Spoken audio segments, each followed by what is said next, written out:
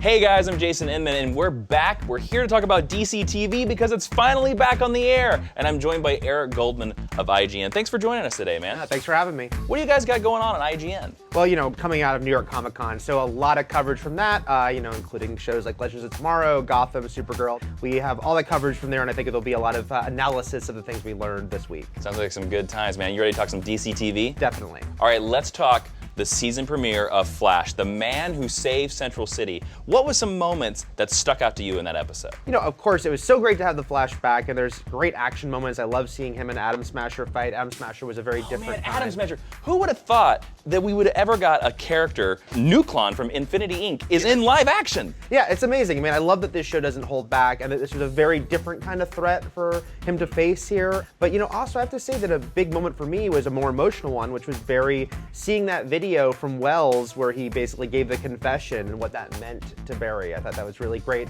payoff from all this time. Agreed. That was totally what I thought was the coolest moment in the show because I did not see that coming. And when Harrison Wells gave that confession, it hit me like a ton of bricks. And I was surprised that the show conquered that storyline so early. Yeah, me too. You did wonder about that because when they left off, it's like a lot of the characters knew the truth, but the public didn't know the truth. How would that work, especially because Wells was dead?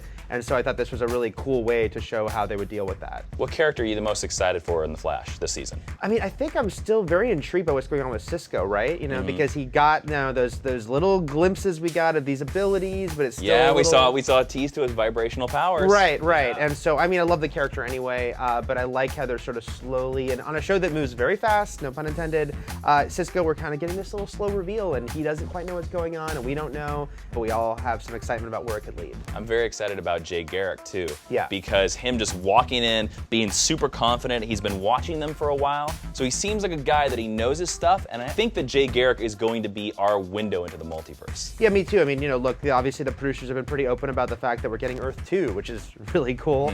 And what Jay Garrick is to comic book fans, obviously he's so meaningful, and the fact that we're going to introduce all those elements this season, and it's also going to be interesting because Barry's only been doing this about a year, and here's this guy coming in who could be a mentor. Wells was a mentor too, but pretty screwed up one.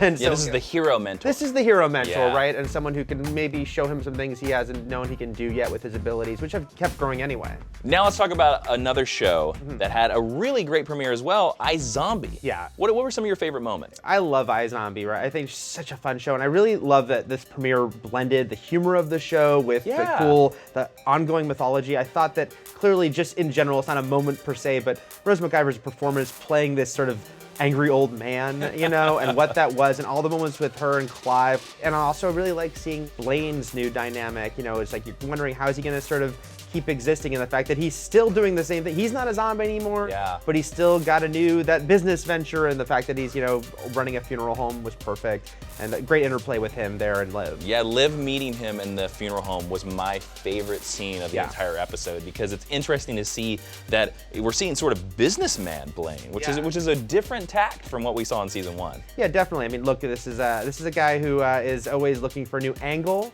and so I like the fact that he was taking down a peg in a big way, but he dusts himself off, and they have a great interplay, great enemy interplay there, and we'll see how he sort of weaves in through the story as the season progresses. What relationship of Liv's do you think needs the most work in season 2? Well, clearly, her and Major have the most blatant issues, but then again, it's her family too. You got to think about that. Obviously, we hope that things can get better with her and Major because there was so much back and forth last season, and they're in such a different place now.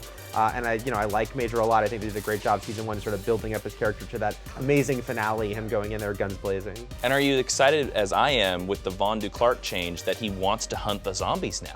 That's really interesting too, right? And we're sort of getting more of his world. Obviously, his assistant, who now is a sleeper agent, as it were. Yeah, her roommate. That was a really big reveal. Yeah, that was great. I loved how it kind of made sense at the end, right? Because they kept mentioning this roommate, we weren't seeing her, and then at the end you go, that's why we weren't seeing her, And yeah, Von Duclark and the whole Max Rager element, again, built through the first season. We knew it was important, but now you can tell it's really going to sort of take center stage in a bigger way. And the fact that they're out actively hunting zombies, that's not good for our hero. Now let's talk about the greenest show in the DC TV pantheon, Arrow. What were some of the changes in the season premiere that you really liked? I mean, obviously, it was just fun for a little while. It had to be a little while because its show's called Arrow, to see domesticated. The mimosa scenes. The mimosa, right? The omelets. Yeah, you have failed this omelet, I believe is what he said. Yes. And it was fun only because, look, I mean, that can't be what the show is now. We got to see him back in costume. And I also really like seeing what was going on back in Star City, especially Thea now, seeing the team and Thea part of the team, and sort of them out having their own adventures. And even the debate about her code name, where she was like, call me Red Arrow. Yeah, the Speedy versus Red Arrow debate. Yeah, so I thought that was really cool. I thought, for me, one of the best moments in the episode was where he made the speech, Oliver made the speech on TV, and he called himself the Green Arrow. We've been waiting 4 years for himself to call himself the Green Arrow. There was a joke about it in season 1, and he was like, oh, horrible name. But I like that he's finally claimed the mantle of Green Arrow. Same here. I mean, how can you not? I mean, especially if anyone who knows the comics and knows the character Green Arrow, the fact that we didn't know when this show began. It's like, oh, is he ever going to call himself Green Arrow on this show? And that he has. He's transformed a lot.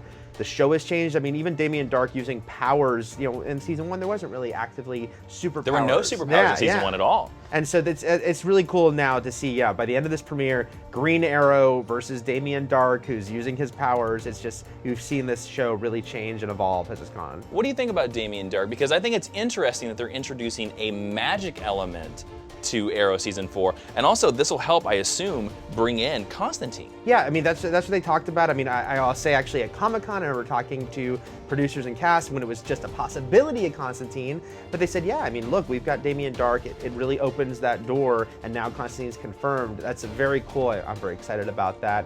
And again, it's a new element for this show. We were starting to get it with Ra's al Ghul. He started to introduce elements and ideas of this, but now we're getting it much more actively to the point where Constantine showing up makes a lot of sense. And now we're going to talk about the bad apple of the week. That's a character that you want to keep your eye on, and that's Major from iZombie. Any thoughts about Major from iZombie? Why should we keep our eyes on him? Well, obviously, like Major was an interesting character because in season 1, it was like, oh, is he just sort of like the sad ex that she's left behind? But then he got more and more interesting elements, and then by the end, he's, going in and killing a bunch of the scene zombies. on the bridge in the premiere. Yeah, and now we've got him here, and it's like he's reluctantly working with the bad guys. Now, clearly, it's not like he's like changed his personality. He's not, turned bad, but bad apple-wise, yeah, he's still doing things he doesn't want to, and we don't know how much will that be pushed, how much will they have this hold over him, and I just think it's really cool. They've taken this character who did sort of seem peripheral originally, and now, no, he's very important. There's a lot going on with him, and he could be dangerous to live, whether he wants to or not. Well, I'm very excited about DC TV this season. 3 awesome premieres. Thank you so much, Eric, for talking DC TV with us. Thanks so much for having me. To celebrate the premiere of Arrow's 4th season, DC Collectibles has given us a prize pack to give away to one lucky fan.